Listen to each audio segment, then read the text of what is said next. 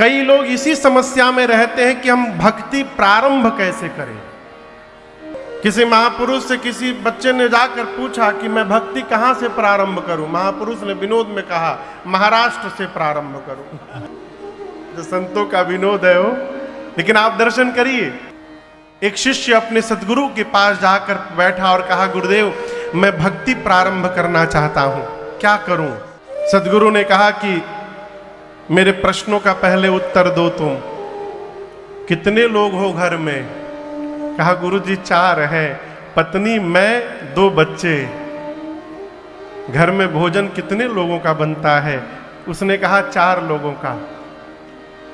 जन्मदिन कितने लोगों का मनाते हो। 4 लोगों का गुरुदेव। गुरुजी ने कहा भक्ति प्रारंभ करना चाहते हो तो आज से यदि कोई पूछे कि घर में कितने लोग हैं तो 4 मत कहना, कहना 5 लोग हैं। कहा गुरुदेव हम 4 ही हैं, 5वां कौन।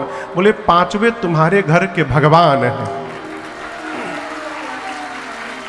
तुम्हारे जीवन की भक्ति प्रारंभ ही इसलिए नहीं हो रही है कि तुम भगवान को सदस्य मान ही नहीं रहे हो। भगवान मूर्ति, अपने खाएंगे मालपुआ, भगवान लाठी दाना खाएंगे। ये भक्ति नहीं है। आज तक 4 लोगों का भोजन बनता था, आज से 5 लोगों का बनेगा।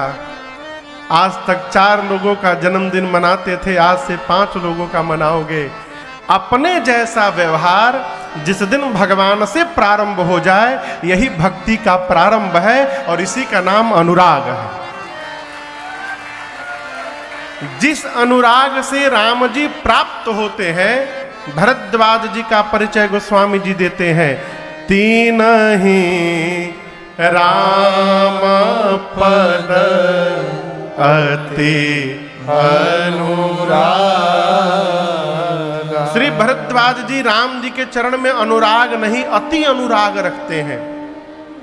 तपस्वी हैं, समदम से युक्त हैं, परमार्थ पथ पे चलने वाले पथिक हैं भरद्वाज जी। आपको पता है कि प्रयाग में हर साल मेला लगता है माघ महीने में। सूर्य नारायण जब मकर राशि में प्रवेश करते हैं ना तो मकर संक्रांति का आगमन होता है, उसी दिन से मेला प्रारंभ होता है। 1 महीना पूरे देश के ऋषि मुनि वहां जाकर वास करते हैं, स्नान करते हैं, सत्संग में भाग लेते हैं।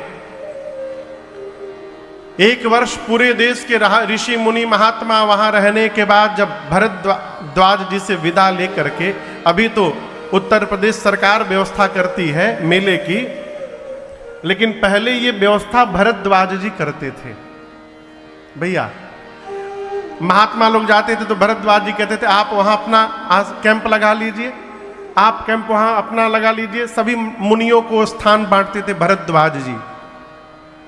1 माह वास करने के बाद जब महात्मा लोग भरद्वाज जी से विदा लेकर वापस जाने लगे तो उनमें एक मुनि है जिनका नाम है याज्ञवल्क्य जी। क्या नाम है? नाम तनी टेढ़ है, शुद्ध नाम है याज्ञवल्क्य। इतना टेढ़ नाम है कि जिभे टेढ़ हो जाए। तो गोस्वामी जी उसको एकदम सीधा कर दिए। क्या कह दिए? जाग बलिक मुनि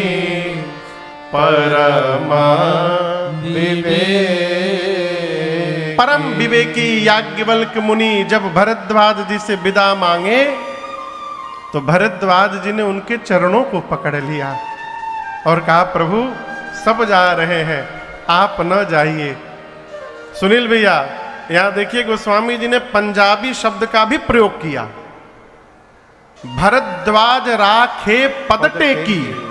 टेकी शब्द पंजाब में कहते हैं, मत्था टेको वहां, तुसी इत्थे मत्था टेको, ऐसे बोलते हैं ना।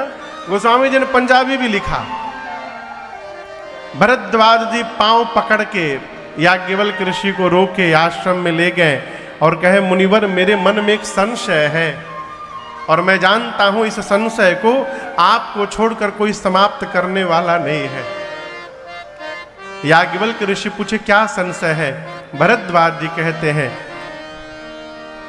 राम कवन प्रभु पूछऊं तो ही, राम कवन प्रभु पूछऊं तो ही, कहिय बुझाई कृपा निधि मोहि, कहिय बुझाई कृपा निधि मोहि, एक राम अवधेश कुमारा, एक राम अवधेश कुमारा, तिनकर चरित विदित संसारा,